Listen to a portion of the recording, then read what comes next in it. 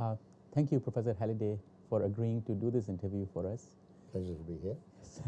Uh, I guess there are a number of questions that I would like to ask you about, and essentially they are related to how you see, of course, you were Professor Kachru's supervisor and longtime friend, and he was one of your early students, of course, as well. So there's a lot of ideas that got exchanged at very early point in time, and the setting up of the direction of his own work on Indian English.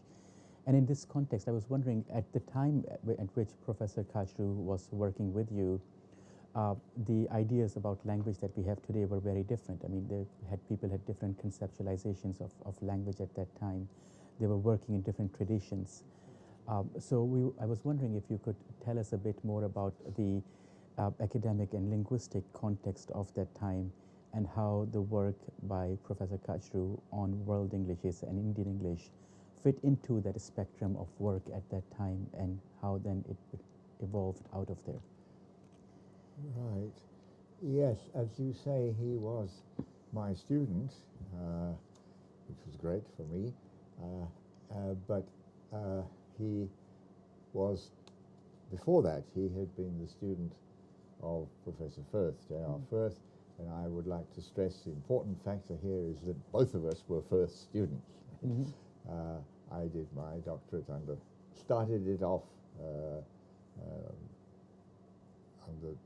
here in China, in fact, or started my postgraduate studies here in China with Professor Wang Li, but then when I went back to England as a PhD student, I was supervised by Professor Firth. Now, Braj Kachru came to England with a scholarship, I think, in 1956, and was taken on as a research student by Professor Firth. Firth retired at the end of that year, and meanwhile, the University of Edinburgh had founded the School of Applied Linguistics. It was a joint initiative between the university and the British Council, because the British Council wanted somewhere for their students to be trained in applied linguistics.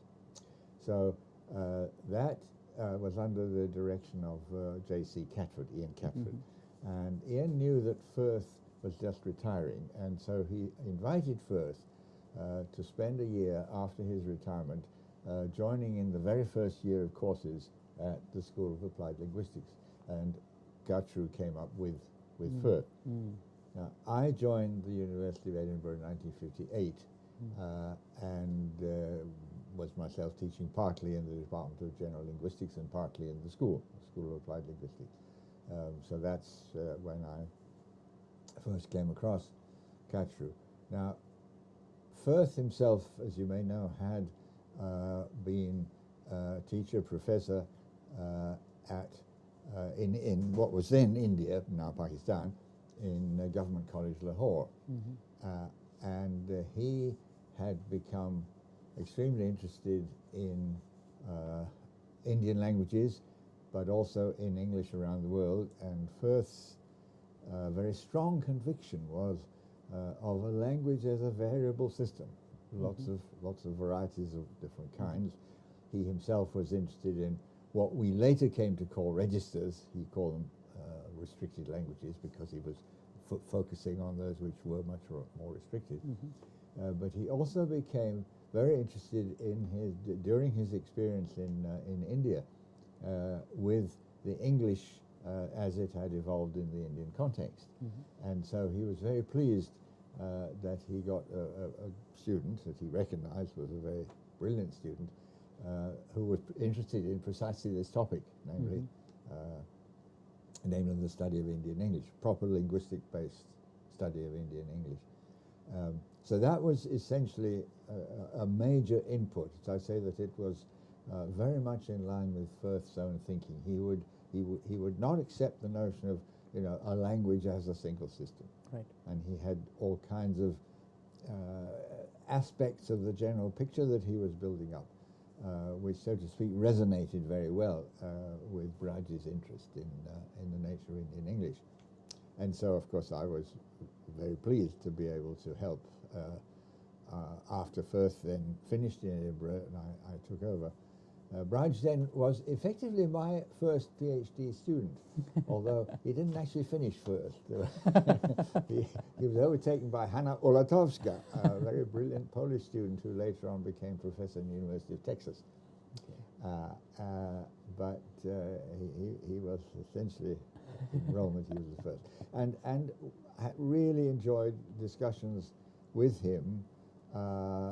Very much an exchange of ideas, as it always is with a good PhD student. Now, the other aspects of general background, as I say, Firth's ideas were becoming generally known through his work and that of his colleagues in the School of Oriental and African Studies, as you know, the University of London. His notions about prosodic phonology, for example, were also very much part of this same general picture. But there were other things at the time which are important, in the sense that, again, just before leaving the Asian context, you have to remember that in my own training was not Indo-European at all. In China, I had been taught some Sino-Tibetan linguistics not by Wan Li, but by Luo Zhangpei, who was at Peking University. So I had some background in historical linguistics, but it wasn't the standard kind of Indo-European type.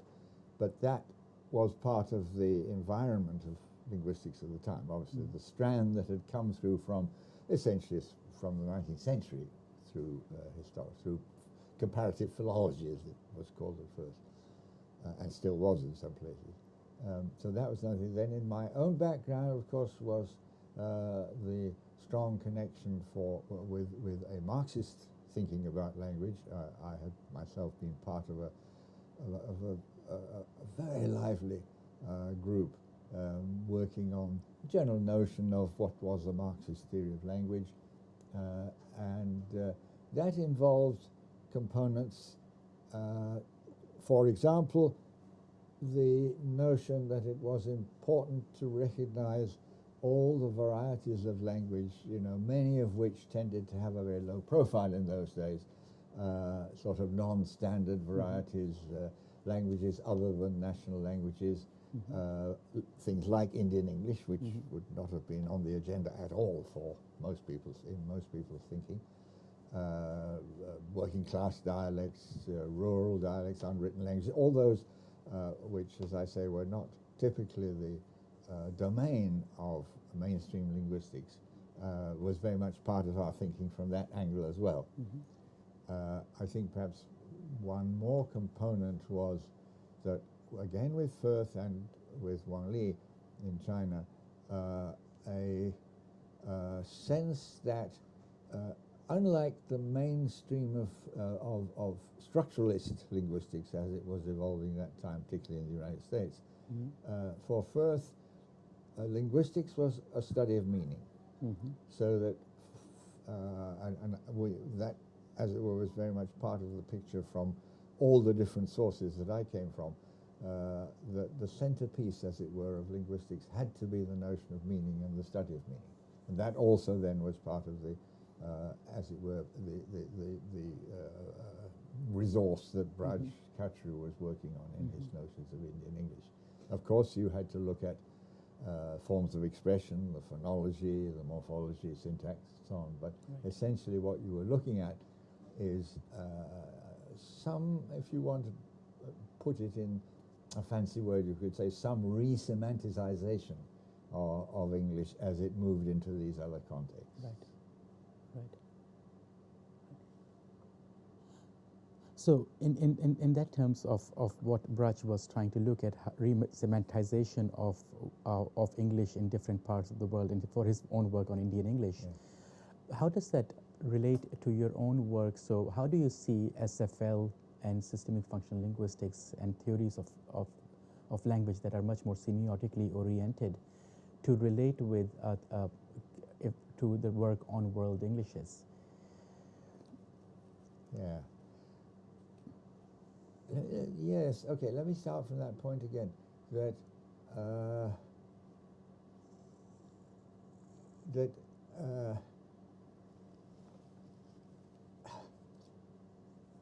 Okay, let me start with the negative point. It is possible to assume that all languages of the world share the same semantic systems, and that the differences arise merely in the forms of the form of the content, the form of the expression, to use Hjelmsted's terms. In other words, the lexicogrammar and the phonology. I wouldn't share that view, and I don't think many people would these days, but it has been expressed. But I just take that as sort of one end point. You could then go over to the other extreme, and you have to say, well, we have to regard the semantic system of every language as different. You clearly wouldn't go to that extreme. And we recognize various forms of relationship over the linguistics of the past 200 years, notions of historical relationship, of typological relationship, of areal features, and so on. So what we're looking at essentially then is the notion, and I would cite Sapir here in this connection. You know, every language has a certain cut, but in some sense each language is unique in the sense that the particular combination of semantic features which are brought together is not going to be the same across different languages because there are so many variable factors. So that is, I think, very much part of the way in which I myself was trying to work out some ways of asking questions of the kind that interested me. Now, there were also very practical inputs to this. For example, I worked in very early machine translation in the 1950s. There was my original interest very much in literature, and so the notion of linguistics as an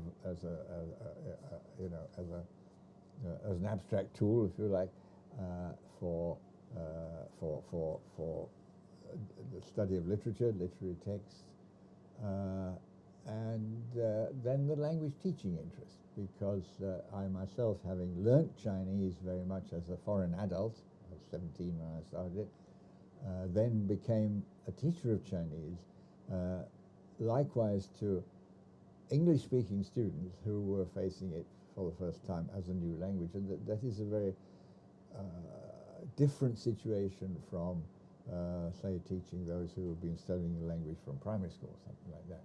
So you have to face this problem of, how do you actually approach the task of facing an adult, late adolescent or adult, with an unknown language to which he is aspiring to get a mastery.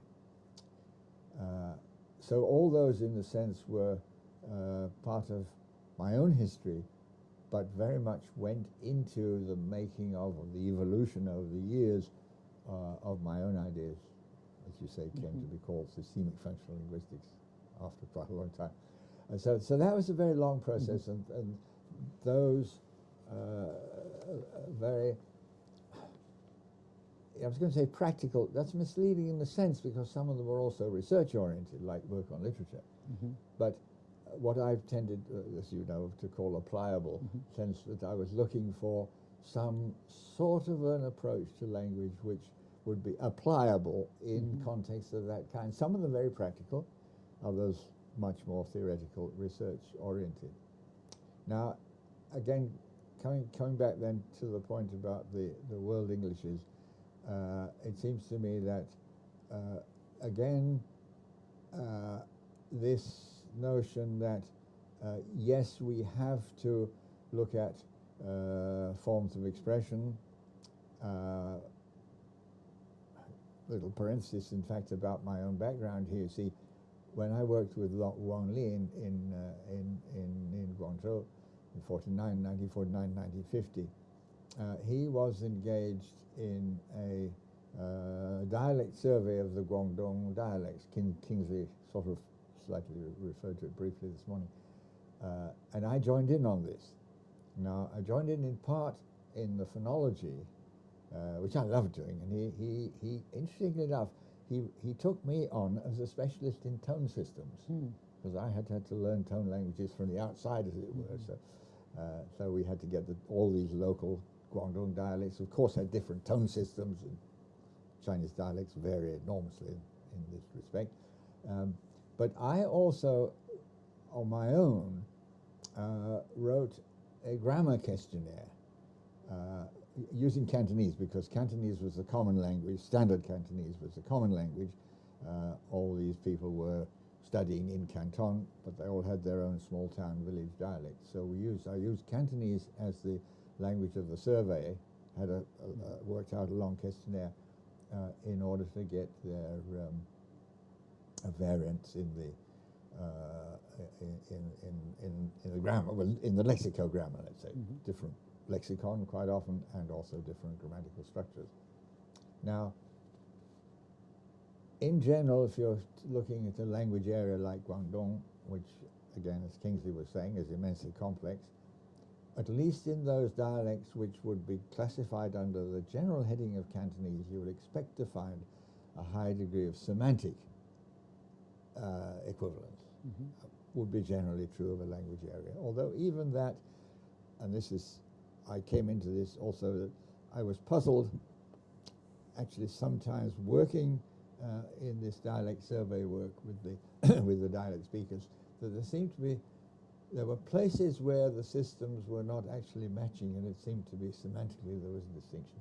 I mean, for example, as you know, one of the features of Chinese, all over, all varieties of Chinese, is their strong concentration on, let's call it phase, sometimes called aspect. I think phase is a better term, where there's a sense that the basic meaning of a lexical verb is not, as it is in English, to do something and get it to a completion, but rather to start out on it and then wait and see in the rest of this verbal group whether it's actually achieved anything or not. So I always have, various examples of this where in English, if you pick up the phone, you dial a number and it's engaged. Now, I would say, I tried to telephone you, but you were busy. Now, in Chinese, the notion of tried to telephone would be silly. I mean, all it could mean was I tried telephoning as a means of reaching you. That's different. But the notion of tried to telephone in the sense of tried to get through it just isn't the way they look at it. See? So what they say is, 给你打电话打不通, I telephoned you and didn't get through. So the telephoning was the trying, whereas in the English the telephoning is the completion.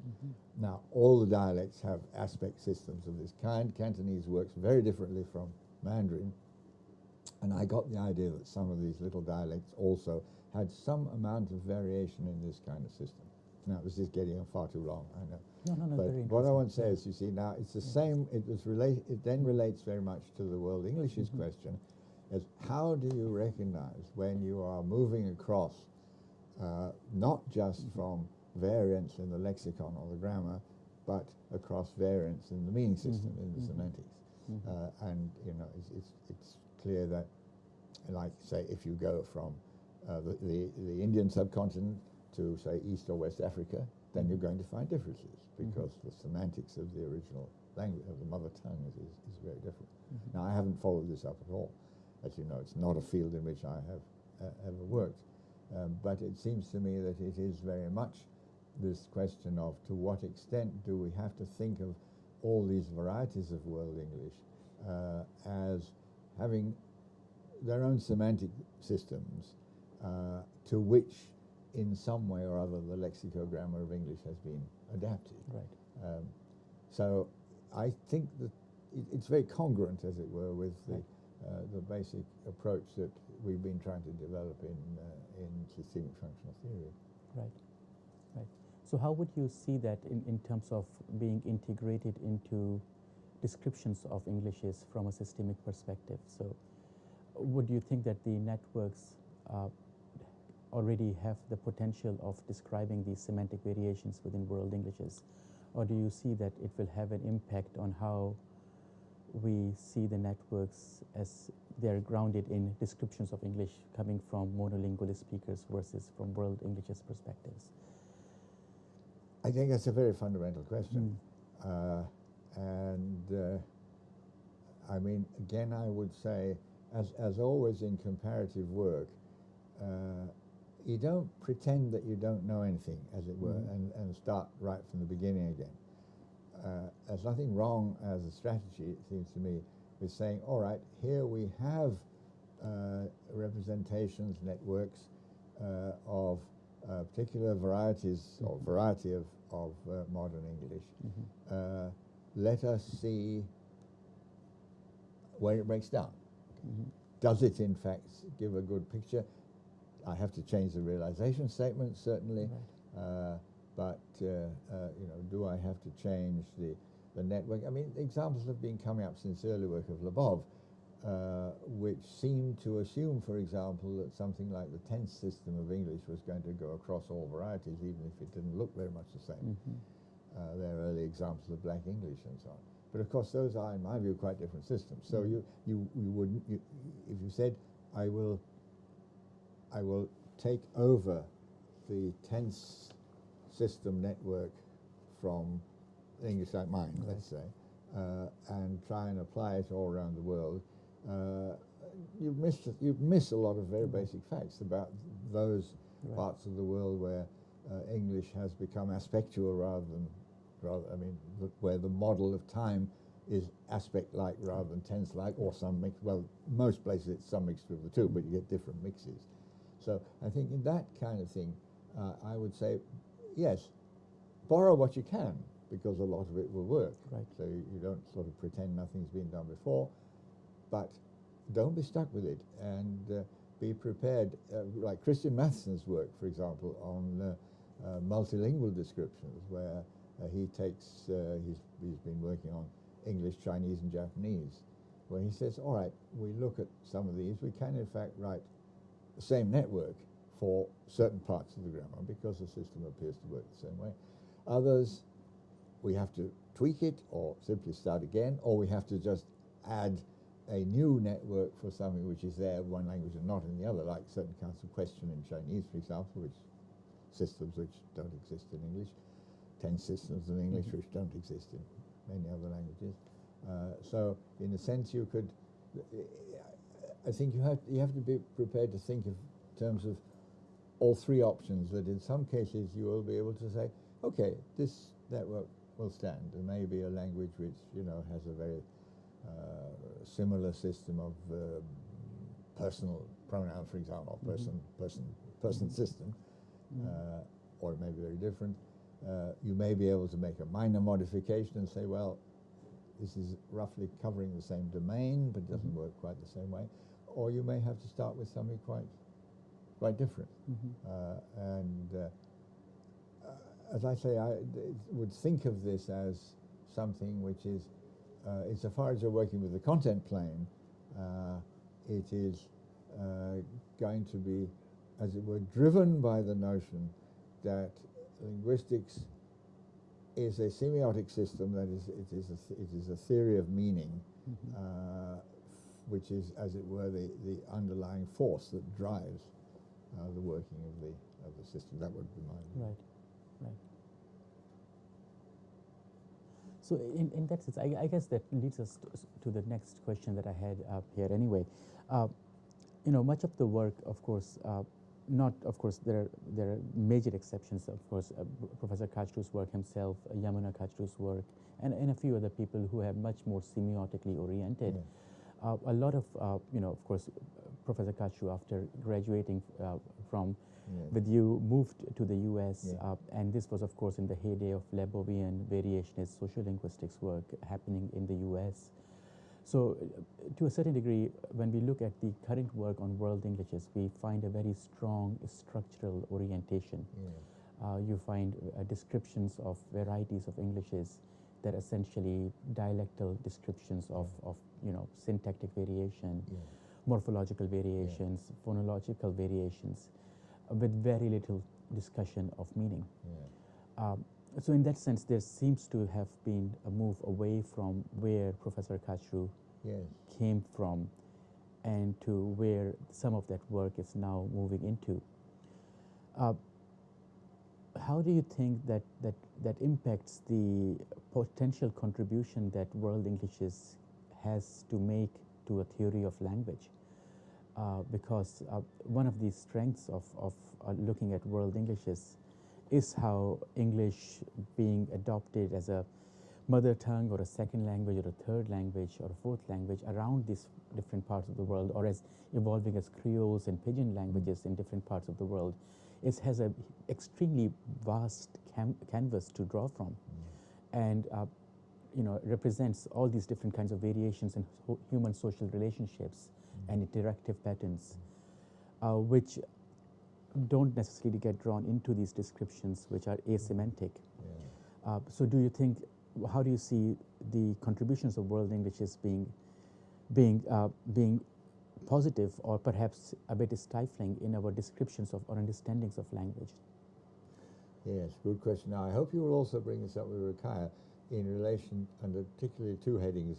One is her own notion of semantic variation, and then the notion, again inherited ultimately from Firth, of language in context. Now, we have kind of taken a Malinowskian view on that and said, well, we have the context of culture to deal with, and we also have the context of situation, regarding that as a relation of an instance to a system, exactly as it is in a linguistic theory.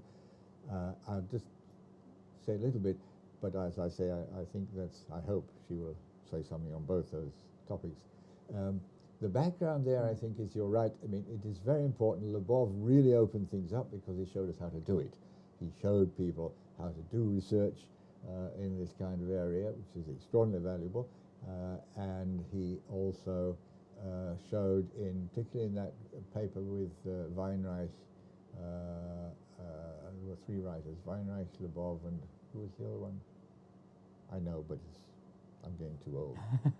I will look it up, yes. Sure. But in showing how the kind of variation, socially based variation that he was looking at, also helped to unravel some of the mysteries of historical linguistics, how change could appear to go backwards in some respect, but once you see that there is borrowing among different dialects and that kind of thing, this can be explained. Weinreich, Lebov, and Herzog. That's right. It was Herzog, the third one. So, as I say, I think the contribution there was immense, and we've all learned a great deal. When I set up the department in Sydney, the first person I wanted to get there was a variationist. I got Barbara Horvath, who'd been a student of Roger Shies, actually. So that's important, but it also was limiting. We disagreed with Lebov, especially on this area of semantic variation, which there seems to be no place for in his theory, and in particular with his apparent total failure to understand what Basil Bernstein was talking about. Now, Basil Bernstein was a good friend of mine, and then for a number of years in London, Ruqaiya worked in his research unit, so she got to know him very well, and we were very much influenced by his thinking as a sociologist. Brilliant man. Now, this, I think, became very important in his own work.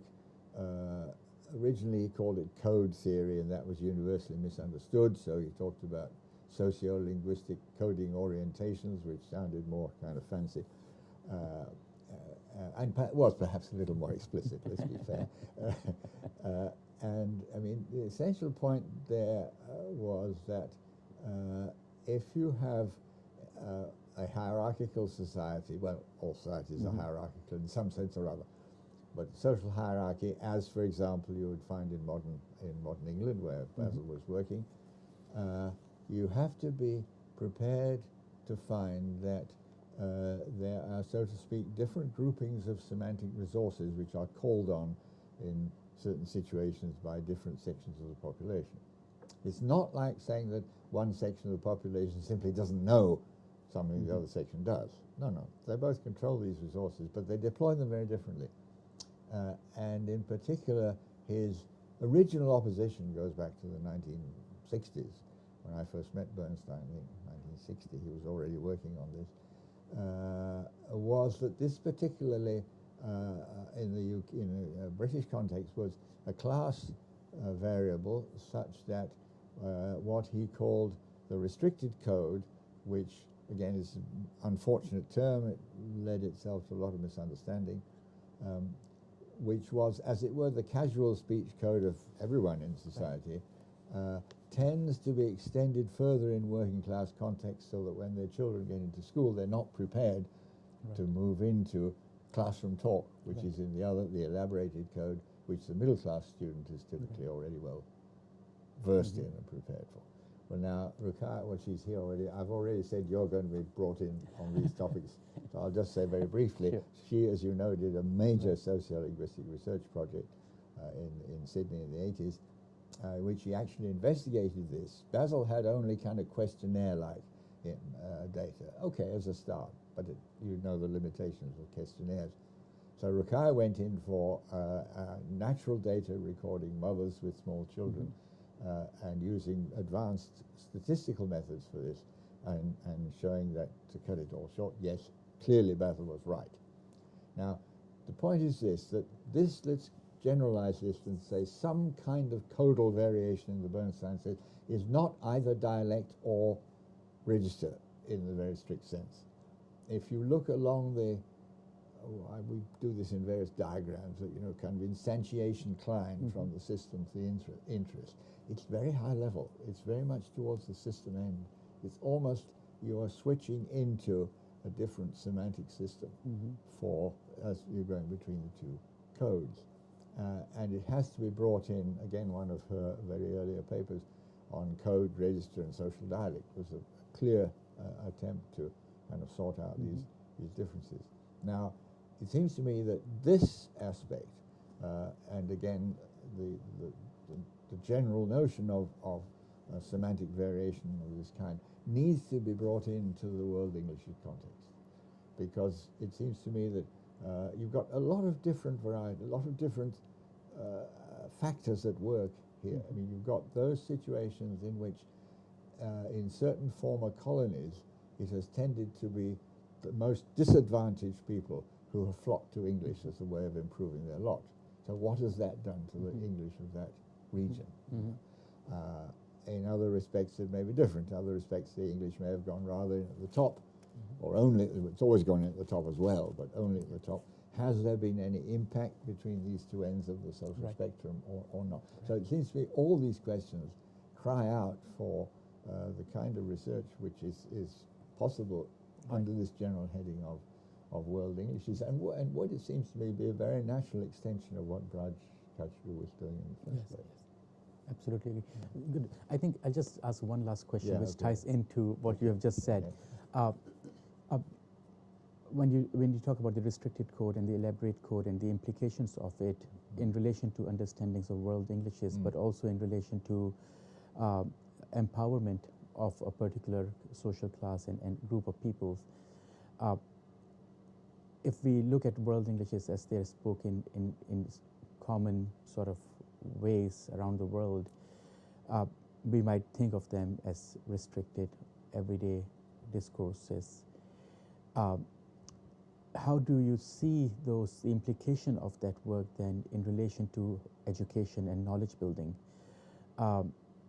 What happens, do you think, in contexts of localized varieties of Englishes in say, people in India or Pakistan who speak a local variety for their personal lives, in their personal everyday lives, and its relationships to their access to discourses of power and knowledge, and in terms of their contribution and access to higher knowledge and higher education? Yes, I see what you mean. But the point is this, isn't it, that whatever their, so to speak, home forms of discourse, whether in the local language or even in the family variety of English, which many of them may have, in most cases the contexts for which they have, in which they have English, are those of the elaborated code. So, you know, their English may be either in context of education and learning, you know, in whatever the discourse of science or history or the subject-based discourses of secondary and tertiary education, for example, which are typically one area where English is prominent, or if they enter into the business world, again, Kingsley's statistics about those, you know, how many use English in the business context. So in those contexts, or in administration, whatever, it is in fact the elaborated code that is being used. And this again is somewhere, is an area where you have to be prepared, as it were, sometimes to peel apart the components of the language, of their discourse, because it may be that in some cases the English would sound to an outsider, a native speaker of English, for example, as if it belonged to a restricted code variety, but it doesn't. When you look at the meaning potential, in general, it will be of an elaborated kind. Now, I know, of course, that there are parts of the third circle, the outer circle, where, or even, I don't know where across the spectrum, but where English also occurs much more like, in contexts like the old Hindustani, let's say the bazaar language, or, and of course in the old days it would have been also an army language, in colonial days. And that may be in all senses restricted, but I would have, and again, it's something to look at. But I would have thought that in general the problem is to recognize, no, this is in fact English of an elaborated nature, even if certain aspects of it may be restricted vocabulary, maybe the forms of the simply pronunciation, or the limited knowledge of a particular speaker makes it look otherwise. So I think it's important not to confuse the notion that the speaker may have only a very partial knowledge of the language. That doesn't mean it's restricted code in any sense. It may well be, as I say, that like my Russian, for example. Now, I studied Russian, I've never heard Russian spoken. I've never been in Russia. Sadly, I'd love to go, but I learned to read Russian. Now, my Russian is very imperfect. I know much more. I can read a book on linguistics much more easily than I can read a novel, for example. But it's not restricted code. It's a restricted knowledge of the language. Thank you so much. Yes, okay, well, in fact, I talk far too much. No, that's good. I know that's what it's for. No, that's beautiful. So, that's fabulous. Yeah, no, good. Thank you so much. So I can move out. And yes.